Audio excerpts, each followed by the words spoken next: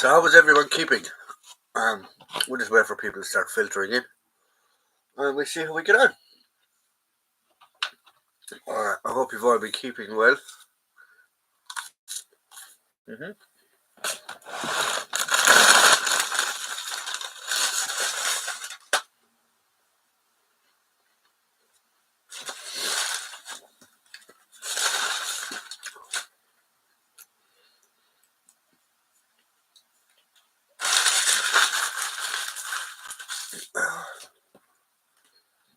So how have we all been doing? What have I been up to? Well, I haven't been up to much really, to tell you the truth. There is a military fair. Irish Shooting Channel. Hello all. Hello Irish Shooting Channel. There is actually a fair on in Ireland on the 28th of this month that I hope to be going to in Clonmel. So hopefully we'll get down there. Jake Brown, evening buddy, evening laddie, how are we? Evening, how are you, Jake? All the group are here, the gang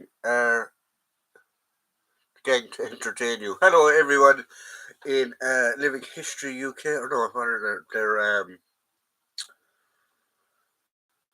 Lord somethings, they're doing Civil War this weekend in England.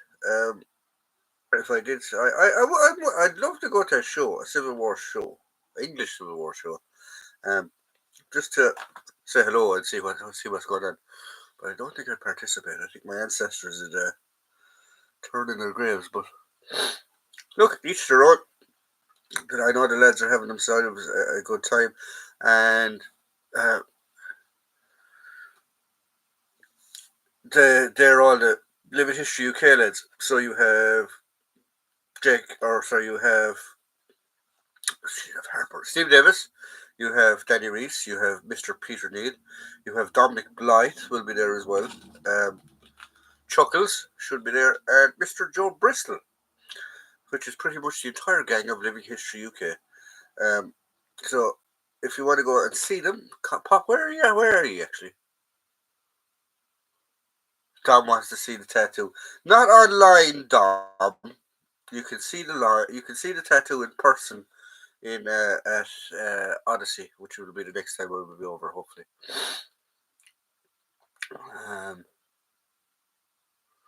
I'm good, mate. Just getting over COVID. Courtesy of Joel. What'd you get COVID over, Joel? Oh, you were all at where the hell were you? Tat Green. That's where you all were.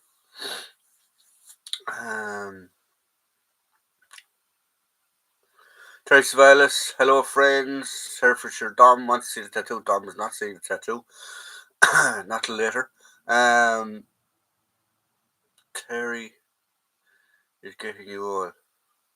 He's greeting you all. Hello, Terry. Everyone's saying hello, Terry. Steel Helmet Stan. Evening, fellow military fans. You're more than welcome, Stan. How are you? Do you like German World War II newsreels?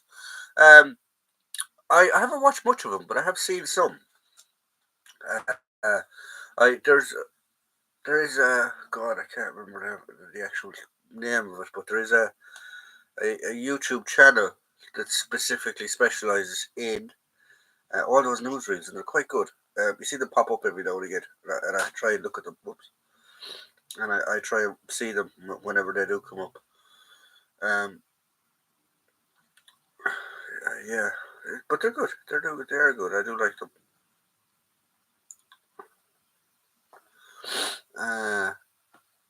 Little Woodham. That's where the boys are this week. And they're all there, so go and see them. It is, as you can see there, Danny has just put it up. It is a 1642 complete village. I don't. I won't lie. In England, actually, you're a bit spoiled for the stuff that you have compared to we have here in Ireland. Now, festival wise,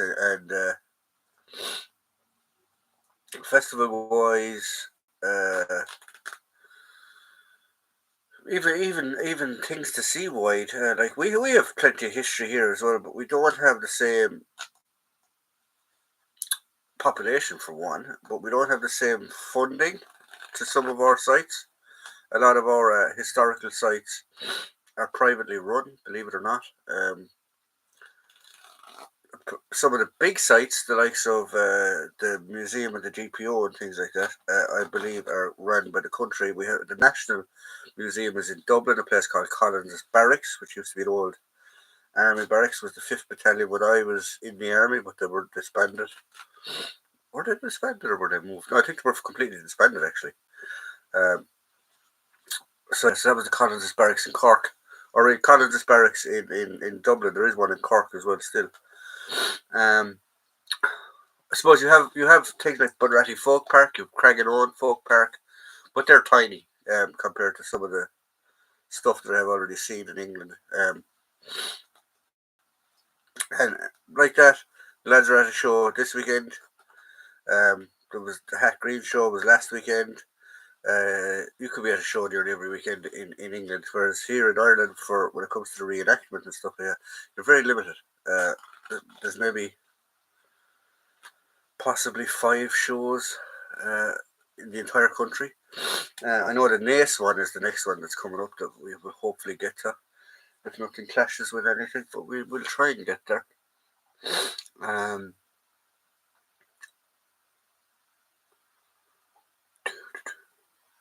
Just bought an Northern Ireland Pattern Mark II Riot helmet. Absolutely buzzing. You did, Jake, did you? Fair play to you. They're the original ones. They're the harder ones to get. Stannis said hello to Terry, Irish Shooting Channel found Gustav Mag pouch the other day while I was sorting stuff. Forgot I even had it. I've seen you have up a video about the Gustav Mag or the Swedish K for other people. And I must look at it. I must have a look at it. I haven't seen it yet myself. Just sent the photos to you on Facebook perfectly. I'll have a look. What is a good price for a US Air Force World War II flak helmet? You know, with those clasps on. I don't know.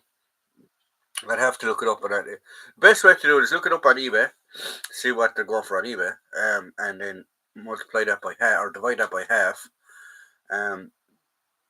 But no, look at auction sites. Look at research. Research. I've never dealt with one. I don't know. I don't collect them. Stan might be able to help you there because I know Stan loves helmets. But I'm not sure, Terry. Sorry for cutting you short or giving you a bad answer, but I really don't know. The National Trust and English Heritage properties are overpriced, in my opinion. I know the money is needed for upkeep, but it doesn't really encourage working close families. Yes, I can see your point with that. Obviously, when we go to shows and stuff in England, we're participants, so we don't really have to pay because we've been registered and stuff like that. I'm not sure actually. I think the last time I went to a folk park here in Ireland with family relations, I think for 4 of us and 2 kids, it wasn't far off of between 60 and 70 euros. So it's not that cheap here either.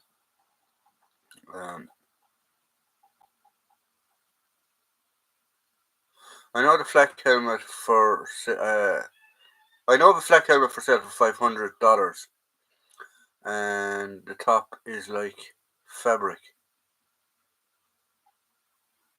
against frostbite. Oh, I don't know that now. I've seen them. I know what you're talking about, but I've never seen the inside. I've never done much research into them, so I can't really help you, Terry. 100%.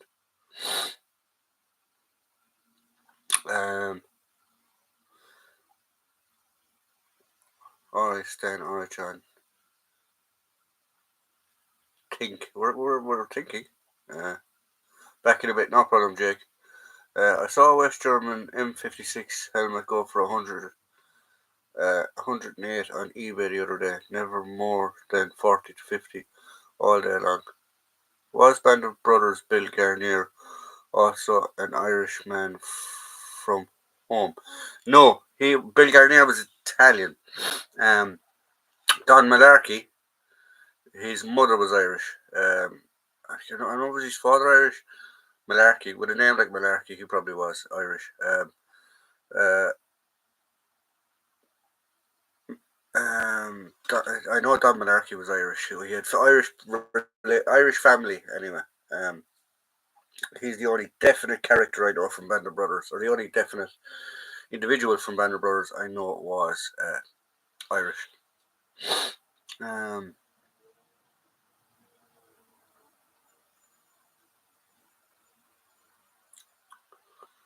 Trace files, I reckon, into hundreds. Otherwise, I'd have one.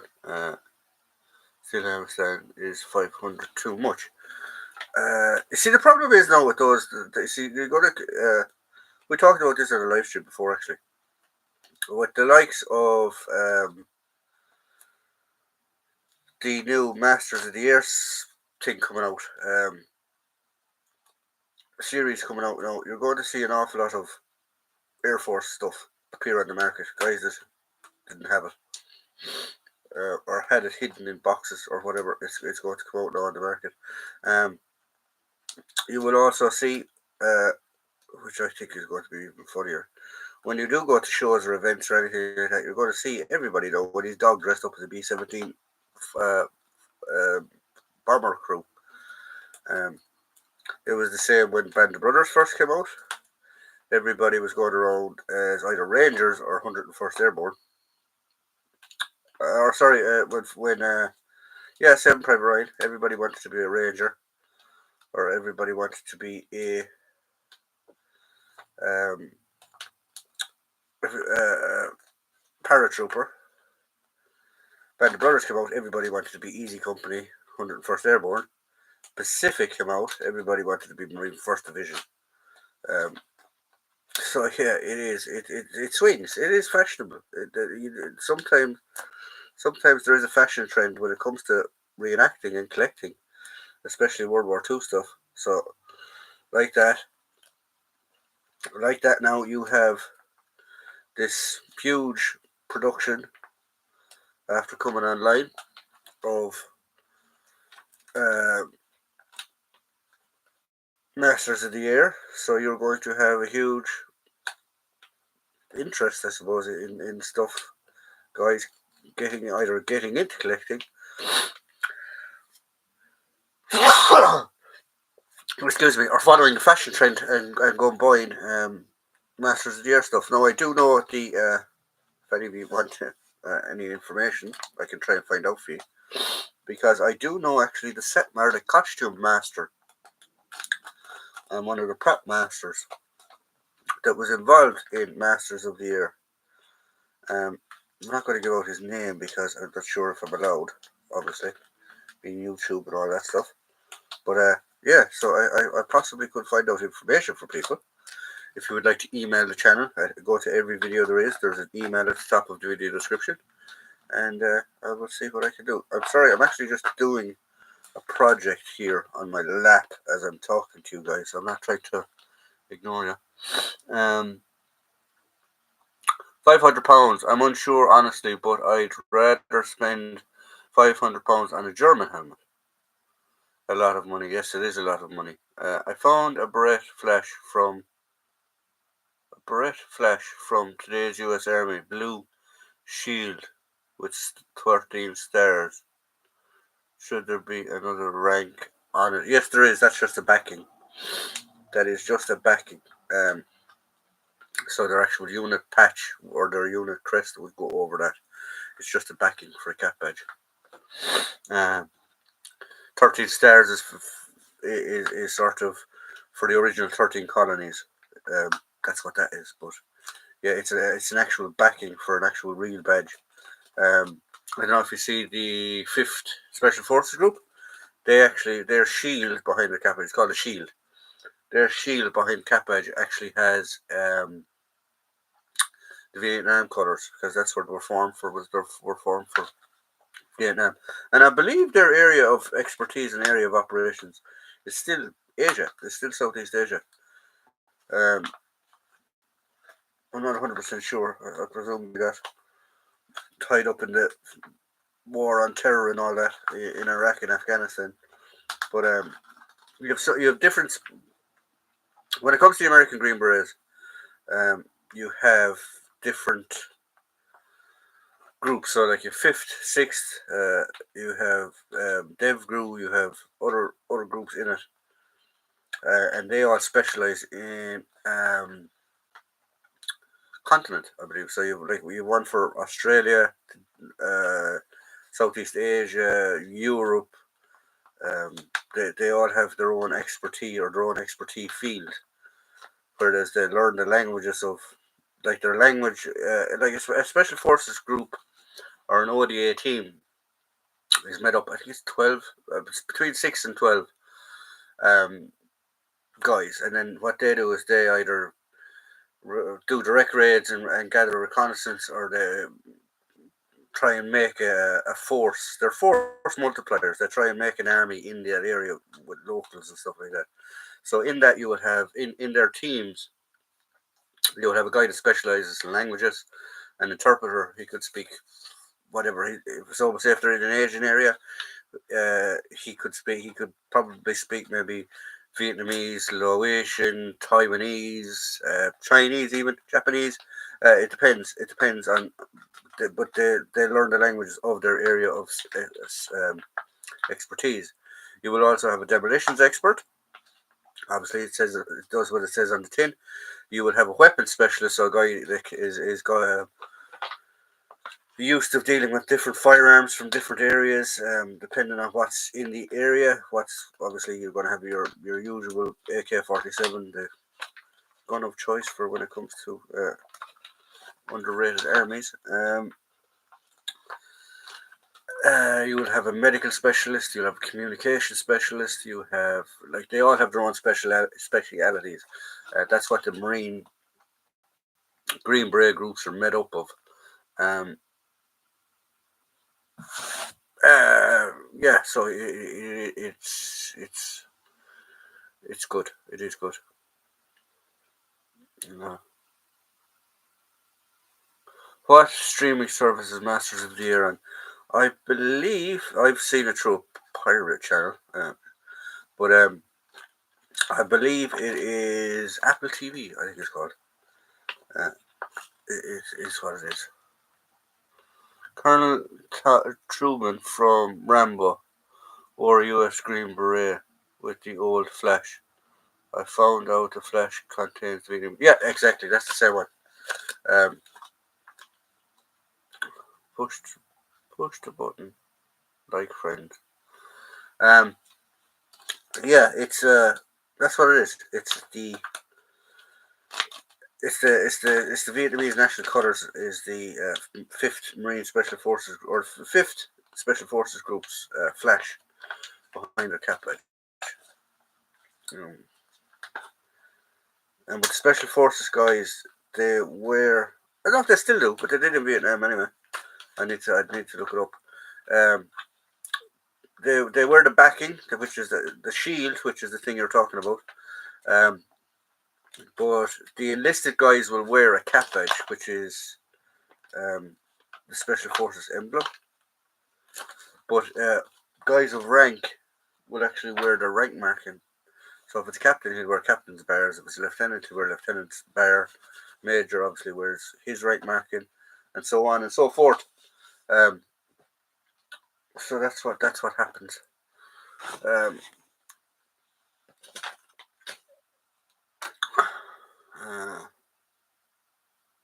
Steven Scott also wore a green beret in Out of Justice in the city, and above the flash with a mini airborne wings. I think Mr. Seagal has a lot of imagination and a lot of hunger. Um, wouldn't he? Didn't he come out as being? Wasn't there a weird case that he was working for the CIA or something? I don't know what it was. Um,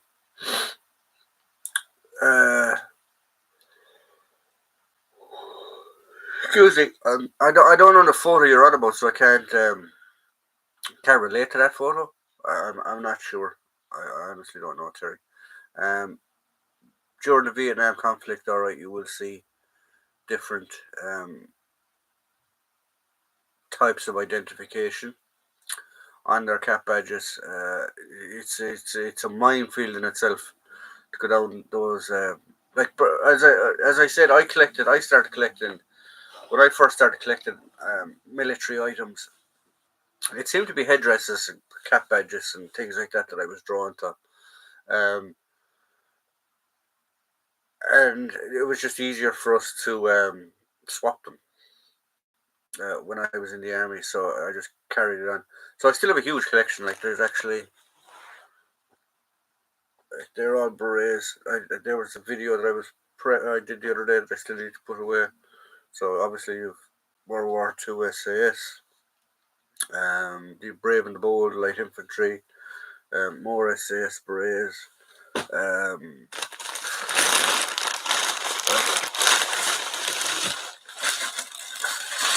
like Israeli berets. So I mean, like I have a huge collection of headdress. There's a Tupperware box behind me above on top of my cabinet here, filled with berets as well, and different types of headdress. So yeah, so it's it's getting there. What should be included in season 2 of Rogue Heroes? Which will which way should it go? We had this conversation actually, myself and Danny and some of the boys from Living History UK, because we're actually affiliated with a group called Less Parachutist, and Less Parachutist, when we're under the umbrella of Less Parachutist, we portray at reenactment events and festivals and stuff like that. Two SAS. Um, so we do one SAS as well on occasion, but mainly two SAS. We have airborne jeeps. Danny has his a lovely reconstructed jeep that he did all himself. It's an original jeep, but he has converted it to SAS. Um, and he's still working on it actually to this day, because I was talking to him yesterday. He's gone to a show today. But yesterday he was stenciling numbers and stuff on it. But what will happen with the SAS? We've talked about it, as I said, between ourselves. What will happen with the Rogue Heroes?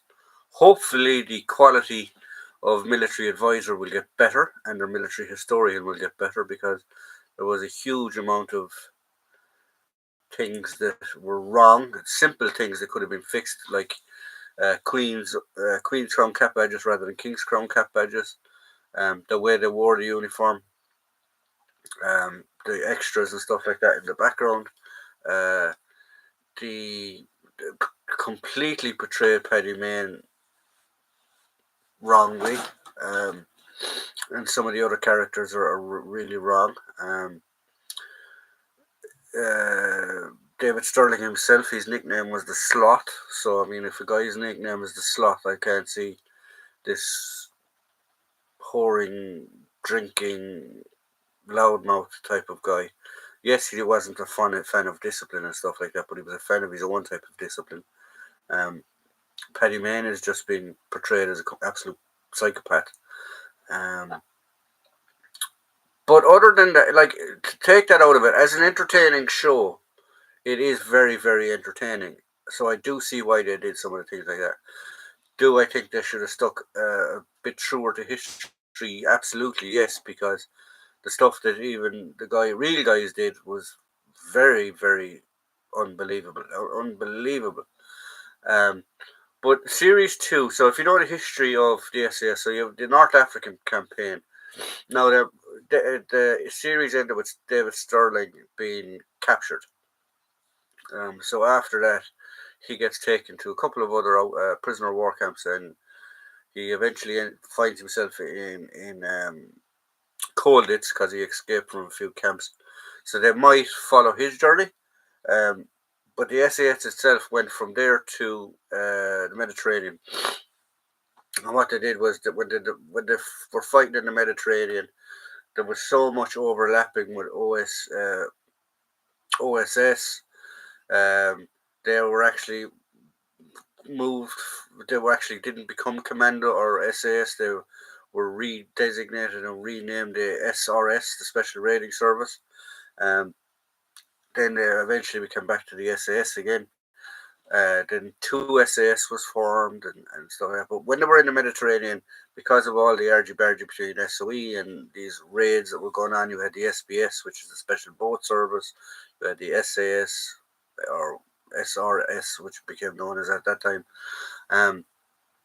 They For their under tactics, they literally drew a line down the centre, and you had east and west Mediterranean theatres, and that's where one SAS was given one direction, was giving the west. Sorry, we're giving the east, and two SAS were given the west.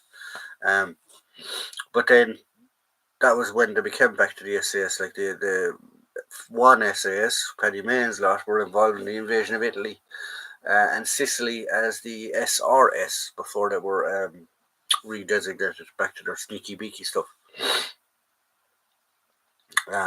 So that might come into it. I'd love to see them going up into Europe because some fascinating stuff happened when they were in Europe. You had Operation Wallace, which was a huge one for two SAS. So it would all go there. Sterling and Colditz, Night Idea Colditz, series 1972 was very good. It was very good. Yes, I actually finished reading a book there not so long ago about Colditz, and um, there was an awful lot of guys, ex-prisoners and stuff, interviewed for that series. Um, so yeah, it is well worth a watch if you come across. I think the whole series is actually free on YouTube if you want to track it down. So there you go. Right, guys. So we've been on for a half an hour. Um, I want to go eat. Um, I know the live streams are getting a bit shorter, but we're sort of sticking to half an hour at the minute because we want to. I need to get food because I'm working tonight and stuff like that. Holland and the SAS. What was the operation's name? Can't remember. Oh, there was a few. Uh, there was a few.